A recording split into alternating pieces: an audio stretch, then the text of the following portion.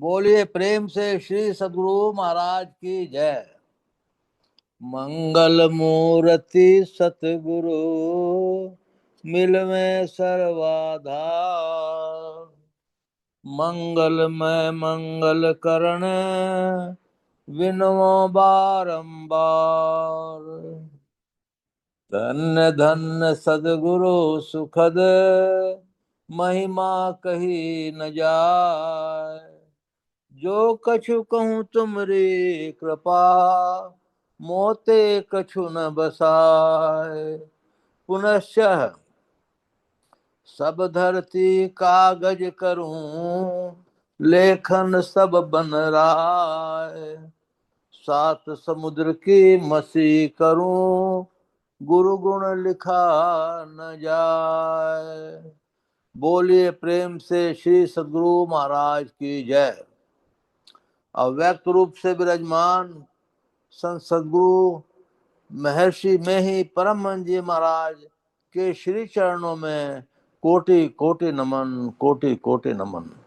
अव्यक्त रूप से विराजमान संत सद्गुरु महर्षि संत सेवी परम जी महाराज के श्री चरणों में कोटि कोटि नमन, कोटि कोटि नमन, कोटि कोटि नमन। उपस्थित अत्यंत ही बहुत ही भाग्यशाली सदात्माओं, आप सबको शत शत नमन, सहस्त्र सहस्त्र नमन, लाख लाख नमन। अभी सत्संग योग से पाठ हुआ। मोक्ष के द्वार पे चार द्वार पार रहते हैं। दुर्लभो सहजावस्था, दुर्लभ तत्व दर्शन, सद्गुरु करुणा बिना, आदि आदि। रश्मि ने एक बहुत सुंदर सुनाया कि लोभ कितना भयानक है। अब आज मैं शुरू करना चाहूंगा पंच कर्मेंद्रियां, पंच ज्ञानेंद्रियां और चार अंतःकरण के इंद्रियों के बारे में। पहले यदि हम लोग को अपना खान पान नहीं सुधारेंगे तो हमारे जो है इंद्रियां कंट्रोल में नहीं आ सकती हैं। खान पान को सुधारना, शुद्ध होना, अतिशय ये होना, तो ये सब जो है अब आजकल जैसे माने हम लोग को शुद्ध खेत का अनाज नहीं मिलता है। शुद्ध खेत के अनाज के अभाव में हम लोगों को होटल में के दर्शन करने पड़ते हैं। होटल के दर्शन में तो कोई हर्जा नहीं है, लेकिन वहां पकाने वाला कौन है, खिलाने वाला कौन है, कैसा घी देने वाला है, कैसा तेल देने वाला है, इस तरह से आपको धीरे धीरे चीजों की बीमारी होती जाती है। मैं पतंजलि में गया था तो बाबा रामदेव से कहा कि देखिए आपका प्रधानमंत्री से बहुत जान पहचान है, लेकिन शुगर के कारण डायबिटीज होती है, तो शुगर की मिलें आप बंद करवा दीजिए और उनका और कोई काम करवा दीजिए, तो वो लोग को तो बड़े आदमी है, कोई दिक्कत होगी नहीं। बोले देखिए ये तो मैं नहीं करवा पाऊंगा। इसी तरह से मैदा है, इसी तरह से और बहुत सी चीजें हैं जो खाद्य पदार्थ के लिए हम लोगों के खाने के लिए हानिकारक हैं। इसमें तो व्यक्ति को स्वयं का ज्ञान करना पड़ेगा कि घर का शुद्ध भोजन, शुद्ध आहार, शुद्ध जो है ऑर्गेनिक फूड वो खाना पड़ेगा, तभी उसका जो है सेहत दुरुस्त रहेगी।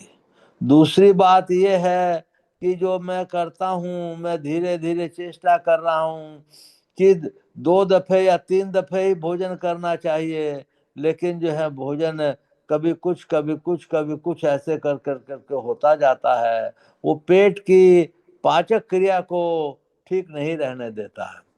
तीसरी बात यह है कि हम लोग जो है जल कैसा पीते हैं, किस तरह का पीते हैं, तो इसके ऊपर भी ध्यान देना चाहिए।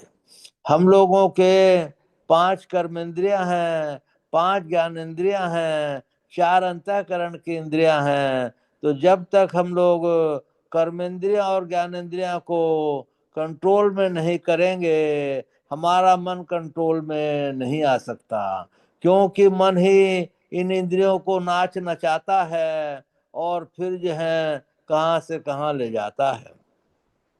हम लोगों के इसी के तरंग में फिर आते हैं। हम लोग काम क्रोध मद लोभ मात्सर्य इन सब चीजों के बहकावे में आते हैं। हम लोग यदि अपने मन को जितनी मात्रा में कंट्रोल कर पाएंगे, उतनी मात्रा में हमारे काम क्रोध मद लोभ मात्सर्य कमती होते चले जाएंगे। इसको कंट्रोल करें तो कैसे करें? कहना बहुत आसान है, करना बहुत ज्यादा कठिन है। करेंगे गुरु कृपा से और अपने सतत मेहनत से करेंगे हम लोग। गुरु के कृपा अगर बनी रहेगी, उनकी प्राप्त करनी पड़ेगी। उनकी प्राप्त करने के लिए क्या करना पड़ेगा? उनके सिद्धांतों पे मने चलना पड़ेगा। मने मीठी मीठी कोरी कोरी बात बनाने से कुछ नहीं होगा। जैसे एक कहानी सुनाई गई, वैसे मैं भी एक कहानी बताता हूँ। पहले किसी देश में एक जो है गरीब आदमी हुआ, बहुत धनाढ्य नहीं था, लेकिन उसको खेती करने का मन था। और एक जमींदार था, तो उसने खेती करने के लिए उससे जमीन खरीदी। माने 1 एकड़ 4 एकड़ 10 एकड़ जो भी खरीदी। उसके खेती करते करते उसने उसके पैसे दे दिए।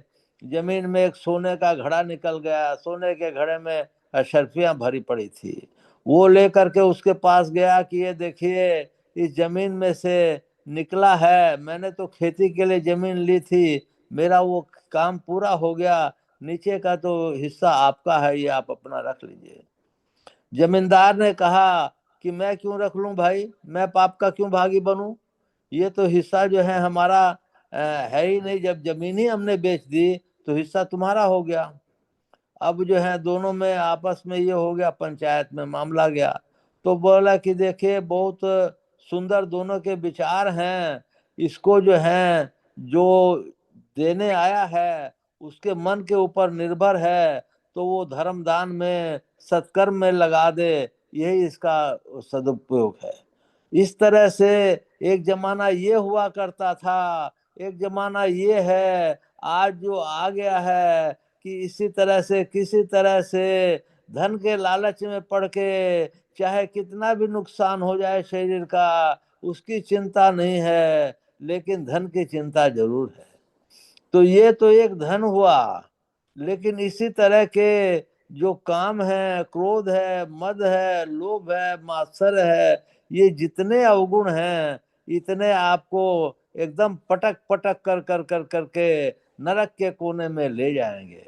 इसलिए पहले हम लोग को विचार करना चाहिए कि हम लोग को एक दिन सबकी मौत आनी है। मौत आने के बाद हमारा कहाँ वासा होगा, इसके ऊपर विचार करना चाहिए। उस वासे को शुद्ध करने के लिए हम कहाँ जाएं? मनुष्य योनि में हमको जन्म लिए, इसके लिए हमको क्या करना चाहिए? मनुष्य योनि में जन्म लेने के लिए हमको मनुष्य शरीर धारण हो, उसके लिए करना ये चाहिए कि पहले तो गुरु बनाना चाहिए, और फिर जो है दोनों समय मन से स्तुति प्रार्थना करनी चाहिए, और फिर जितना ध्यानाभ्यास हो ज्यादा, वो ध्यानाभ्यास करना चाहिए। घर के और बाहर के संसारिक कर्मों को भी करना चाहिए। गुरु महाराज का वाक्य नहीं, महाउपदेश है कि संसारिक कामों को करते हुए बचे समय में अपने जो है ध्यान भजन और सत्संग करना चाहिए। खाना एक समय छूट जाए तो छूट जाए, लेकिन ध्यान भजन नहीं छूटना चाहिए। ये गुरु महाराज का कथन है।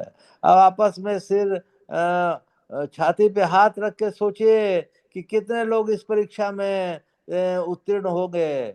शायद एक भी नहीं, या कोई एक दो हो जाएगा तो हो जाएगा। इसलिए हम लोगों को करना क्या है, ये इम्पोर्टेंट है। हम लोगों को 5 कर्मेंद्रियां हुई, 5 ज्ञानेंद्रियां हुई, 4 अंतःकरण की हुई। इसी तरह हम लोग 3 गुणों को धारण करते हैं, सतोगुण, रजोगुण और तजोगुण।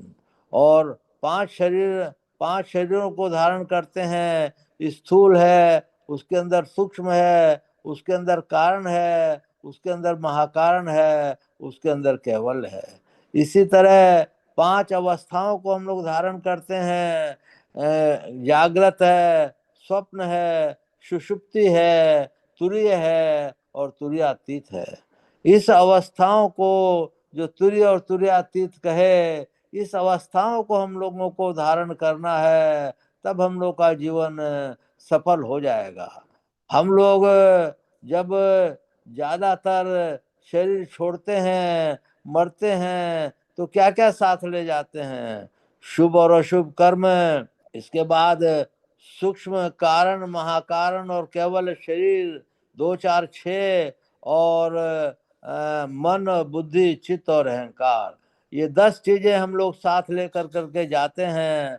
तो हम लोग मन, बुद्धि, चित्त, अहंकार तो जैसे कि जैसी है वैसे बढ़ जाती है, सूक्ष्म शरीर से वो भी वैसे हो जाते हैं। लेकिन हम लोगों को शुभ और अशुभ कर्मों को, और पहले के जो भंडार है शुभ और अशुभ कर्मों को, उनको मिला करके उनका सबका लेखा जोखा फल भोगना पड़ता है। वो फल ना भोगें, उसके लिए क्या करना पड़ेगा? उसके लिए हम लोग को करना पड़ेगा कि हम लोग को आज्ञा चक्र में अपना डेरा बसाना पड़ेगा। आज्ञा चक्र के ऊपर हम लोग सहस्त्रदल कमल में जाएंगे। सहस्त्रदल कमल ये जगह है जहाँ से कि जीव दुनिया को लौटाया जाता है। हम लोग उस जगह अपना डेरा बसाएं, उसके ऊपर अपना त्रिकुटी में हम लोग चले जाएं, जहाँ सूर्य के दर्शन होते हैं। सूर्य के दर्शन होने से वहाँ पे हम लोगों को सभी तरह का ज्ञान प्राप्त हो जाता है, और हम लोग जो हैं आगे बढ़ने लगते हैं। एक स्थिति ऐसी आती है कि सूर्य के दर्शन होने के बाद हम लोग अनहद नादों को सुनते हैं। अनहद नाद सुनने के ठीक पहले हम लोगों को जितने कर्म मंडल नाश को प्राप्त हो जाते हैं। कर्म मंडल नाश को प्राप्त हो जाने के बाद हम लोग अनहद नाद सुनते हैं, और अनहद नाद के बाद हम लोग अनाहत नाद सुनते हैं। और अनाहत नाद सुनना मतलब केवल शरीर को हम लोग धारण करते हैं। हमारी इच्छा पर है कि हम लोग जो हैं माने संत बने रहें, या फिर जो है परम प्रभु सर्वेश्वर में मिल जाए। ये सार है माने संत मत का, कि जिसको जो है जिस तरह से करना हो उस तरह से कर ले। परंतु हर एक क्षेत्र में संत सदगुरु की कृपा ही केवलम कृपा धारण करनी ही पड़ेगी, उसके बिना कोई उपाय नहीं है। तो शुरुआत हम लोग की कहाँ से होती है? हाँ, आज जैसा खाए अन्न वैसा होए मन, इससे ऊपर शुरुआत होती है। और अंत कहाँ होता है? कि हम लोग जो है तुरीय अवस्था को जब धारण करते हैं, तब हम लोग तुरीयातीत में पहुंचते हैं। अब शुरू से मैं आपको जो संत महात्माओं ने कहा है वो बताता हूँ। मानस जप और मानस ध्यान। मानस जप, मानस ध्यान जिसका नहीं होगा उसको दृष्टि साधन हो नहीं सकता है। चाहे आकाश में फूल खिल जाए, क्या क्या हो जाए, लेकिन उसको मानस ध्यान हुए बिना दृष्टि साधन नहीं हो सकता। दृष्टि साधन हुए बिना आपको मोक्ष के द्वार पे 4 द्वारपाल हैं, सम विचार, संतोष और साधु संग। ये जो है आपको उसके बीच में बिंदु में शक्ति विराजमान है, और बिंदु के बीच में जीवात्मा सूक्ष्म रूप से विराजमान है। तो बिंदु में शक्ति के दर्शन नहीं हो सकते, और इस तरह से जीवात्मा के भी दर्शन नहीं हो सकते। बिंदु के बीच, तो बिंदु के आगे आपको बढ़ने पर फिर प्रकाश मंडल के दर्शन होंगे। बिंदु के प्रकाश मंडल के दर्शन होने के पहले आपको 5 तत्वों के 5 रंग नजर आएंगे। मिट्टी का रंग पीला है, जल का रंग लाल है, अग्नि का रंग काला है, वायु का रंग हरा है, और आकाश का रंग सफेद है। किसी को 5 होते हैं, किसी को 1 होते हैं, किसी को 2 होते हैं, किसी को सारे पांचों होते हैं। ये हो जाने से बाद फिर आप प्रकाश मंडल में और आगे बढ़ेंगे, और प्रकाश मंडल में और आगे बढ़ने पर आपको एक ऐसी स्थिति आएगी कि आपको दिव्य दृष्टि प्राप्त हो जाएगी। दिव्य दृष्टि प्राप्त होने से आप तीनों लोकों में जहाँ कहीं भी है वो देख सकते हैं। लेकिन संत महात्मा लोग बोलते हैं ये सब चीजें बताने की नहीं है, बोलने की नहीं है, केवल गुरु के सामने ही आपको बोलना चाहिए। इन सब चीजों को छुपा कर करके रखना चाहिए।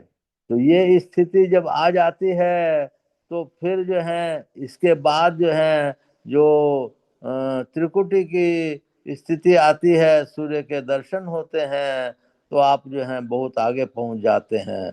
इस आगे पहुंच यहाँ तक पहुंच जाने से आप गारंटेड 1,00,000% मनुष्य जन्म, ऋषि कुल में जन्म किसके भागी बन जाते हैं। इसके बाद आने पर तो और ऊंचाई होती है।